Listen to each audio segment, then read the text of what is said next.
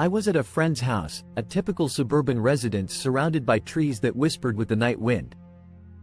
It was a night like any other, but a subtle unease kept me awake. As I tossed and turned in bed, I felt my throat dry and decided I needed water. The house was steeped in silence, except for the soft snoring of my friend, who slept soundly in the next room. I crept downstairs, trying not to make any noise.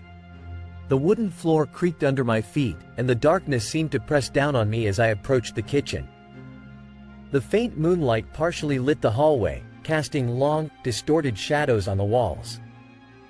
A sense of discomfort grew inside me, but I ignored it, attributing it to the interrupted sleep. I opened the fridge, feeling the cold light envelop me. I grabbed a pitcher of water and drank directly from it, hearing only the sound of the liquid going down my throat.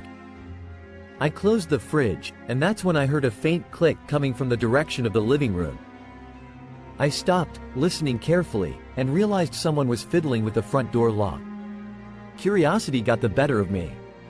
Slowly, I approached the hallway that led to the front entrance. The silhouette of a woman stood out against the door, and my heart raced as I recognized the figure of my friend's mother. She had her back to me, focused on carefully locking the door, as if trying not to be heard. Shock froze me in place. I knew my friend's mother was out of town. He had told me that earlier. I started to back away, but the wood creaked under my weight, and she turned abruptly. Our eyes met for a brief moment, but something was wrong with her. Her eyes were empty, lifeless, as if she didn't really see me. She began walking toward me with a slow, dragging gait, as if being pulled by some invisible string.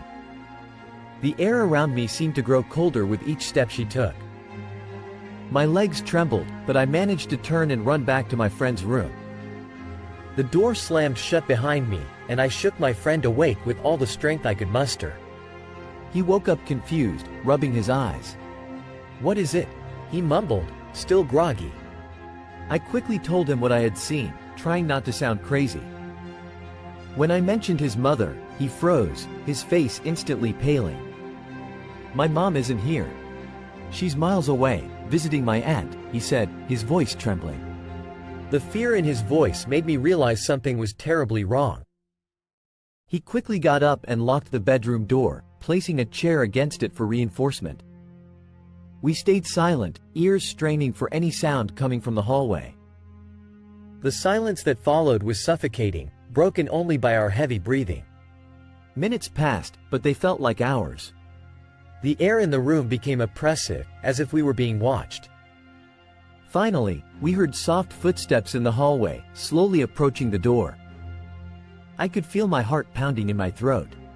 My friend grabbed his phone and started dialing frantically, but there was no signal. The footsteps stopped right outside the door. Suddenly, the doorknob began to turn slowly, accompanied by a soft scratching on the wood. "Don't open it," I whispered, gripping my friend's arm. He nodded, his eyes wide with fear. The door trembled, as if someone was gently pushing, testing the chair's resistance. Then, everything stopped. The silence returned, but it was different now, denser, more threatening. The door didn't move anymore, and the sound of footsteps retreating echoed down the hallway. We were paralyzed, unsure if we should feel relieved or even more terrified. Time seemed to have stopped, each second stretching into an eternity of dread. My friend finally broke the silence. "This can't be happening," he whispered, as if trying to convince himself. But the truth was clear. Something was very wrong with this house. We decided we couldn't stay there any longer. We needed to leave, but the thought of facing whatever was out there was terrifying. We gathered our courage and decided to escape through the bedroom window. With difficulty, we opened the window and crawled out. The cold night air wrapped around us as we dropped onto the wet grass. We crouched for a moment, trying to listen for any signs of being followed. Everything was quiet, but the stillness only deepened our fear. We started running across the yard, heading for the street. The trees around us seemed taller and more menacing under the moonlight. When we reached the gate, the sound of hurried footsteps echoed behind us. We looked back and saw my friend's mother standing at the edge of the garden, watching us with those empty eyes. She didn't move, but something in her gaze made us speed up. We ran like never before, with the sound of our hearts pounding in our ears. We reached the deserted street and kept running until the house was far behind. Finally, we stopped, panting and cold with sweat, trying to process what had happened. We hid in a nearby playground, where we sat on a bench, still in shock. The silence of the night seemed to mock us. We tried calling my friend's parents again, but the phone still had no signal. Something was isolating us, trapping us in that endless night of terror.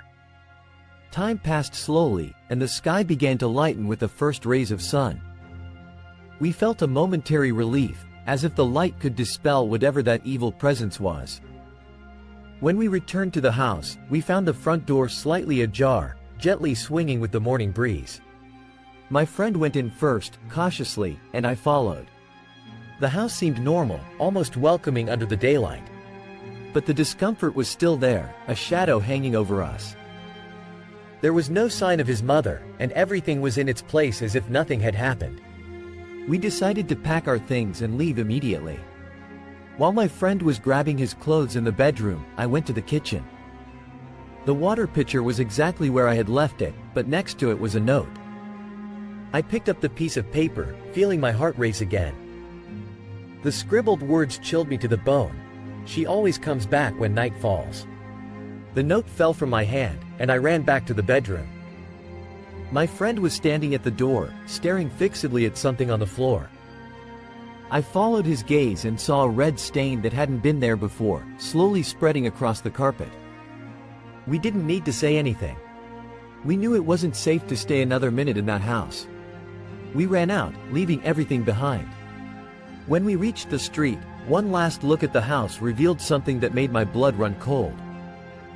In the bedroom window, my friend's mother was standing, watching us with a sinister smile on her face. She slowly raised her hand and waved before disappearing into the darkness inside. That was the last time I saw my friend.